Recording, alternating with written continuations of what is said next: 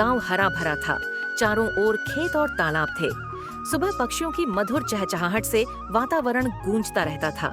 यहाँ के लोग सरल और मिलनसार थे, लेकिन बारिश की कमी और अमीरों के अत्याचारों से परेशान रहते थे। रोहन और रिया एक दूसरे के अच्छे दोस्त थे। रोहन 16 साल का था और अपनी पढ़ाई के साथ साथ खेती में भी पिता की मदद करता था। रिया 12 साल की थी और उसे पढ़ाई के साथ साथ नई चीजें सीखने का बहुत शौक था। एक दिन वे दोनों तालाब के पास बैठकर बातें कर रहे थे। रिया ने कहा, भैया, क्या तुम्हें नहीं लगता कि हमारे गांव में बच्चों को बेहतर पढ़ाई का मौका मिलना चाहिए? रोहन ने कहा, बिल्कुल सही कह रही हो, पर हमें खुद को इतना सक्षम बनाना होगा कि हम दूसरों की मदद कर सकें। उनकी बातें सुनकर वहाँ से गुजरते हुए उनके पिता मुस्कुराए और बोले, तुम दोनों हमेशा ऐसे ही मिलकर सोचते रहो, एकता में ही शक्ति है। गर्मी का मौसम था और पिछले 2 सालों से बारिश बहुत कम हो रही थी। इस बार तो स्थिति और भी खराब हो गई। फसलें सूखने लगीं और गांव के लोग पीने के पानी के लिए भी तरसने लगे। एक शाम रोहन ने देखा कि उनके पिता चिंतित होकर खेत से लौटे। रोहन ने कहा, पिताजी, क्या हुआ? आप इतने परेशान क्यों हैं? पिता ने कहा, बेटा, खेत में पानी नहीं है। अगर इसी तरह चलता रहा तो हमें खाने के लिए अनाज भी नहीं मिलेगा। रोहन और रिया ने अपने माता पिता की परेशानी को देखा और तय किया कि वे कुछ करेंगे। रिया ने सोचा कि गांव के बच्चों को शिक्षित करना सबसे जरूरी है। रिया ने कहा, भैया, क्यों न हम गांव के बच्चों को पढ़ाने का काम शुरू करें? इससे वे अपने भविष्य के लिए तैयार हो सकेंगे। रोहन ने कहा, ये एक बेहतरीन विचार है। हमें अपने गांव के बच्चों के सपनों को पंख देना चाहिए। उन्होंने अपनी माँ से इस बारे में बात की। माँ ने कहा, तुम्हारा फैसला बहुत अच्छा है। यह काम तुम्हारे लिए भी सीखने का मौका होगा। रोहन और रिया ने गांव के बच्चों को इकट्ठा किया।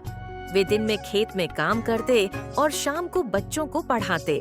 बच्चों को पढ़ाई में मजा आने लगा। एक दिन गांव के मुखिया ने उनकी यह पहल देखी। उन्होंने रोहन और रिया की सराहना की और कहा, तुम दोनों ने जो शुरू किया है वह हमारे गांव के लिए बहुत बड़ा योगदान है। मैं तुम्हारी मदद करना चाहता हूँ। मुखिया जी ने बच्चों के लिए किताबें, स्लेट और अन्य सामान का इंतजाम करवाया। धीरे धीरे गांव के और भी लोग उनकी मदद करने लगे। गांव में पानी की समस्या बढ़ने लगी। गांव के पास के मुख्य पानी के स्रोत पर अमीर सेठ रामलाल ने कब्जा कर लिया। उसने पानी देने के बदले पैसे मांगने शुरू कर दिए। गांव वाले ने सेठ जी से कहा, यह पानी सबका है, आप इसे बेच नहीं सकते। सेठ रामलाल कहा, यह मेरी जमीन पर है, इसीलिए इस पर मेरा अधिकार है। अगर पानी चाहिए तो पैसे देने होंगे। गांव वाले निराश हो गए। रोहन और रिया ने इस समस्या का हल निकालने का निश्चय किया। रोहन और रिया ने गांव के लोगों को समझाया कि यदि वे सभी मिलकर सेठ रामलाल का विरोध करेंगे तो वह मजबूर होकर अपनी जिद छोड़ देगा। रोहन ने कहा, हम सबको एकजुट होकर अपनी बात रखनी होगी। सच्चाई और एकता के आगे किसी की नहीं चलती। गांव के लोग उनके साथ खड़े हो गए। वे सभी सेठ रामलाल के पास गए। रिया ने कहा, सेठ जी, ये पानी सभी का है, आप इसे रोककर गलत कर रहे हैं। सेठ रामलाल ने गुस्से में कहा, तुम बच्चे मुझे सिखाओगे? ये मेरा अधिकार है। लेकिन जब गांव के सभी लोगों ने आवाज उठाई तो सेठ रामलाल को झुकना पड़ा। उसने पानी का स्रोत सबके लिए खोल दिया।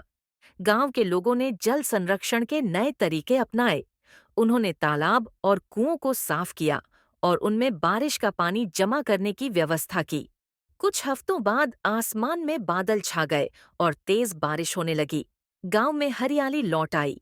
खेत लहलहा उठे और गांव के लोगों के चेहरे पर मुस्कान लौट आई।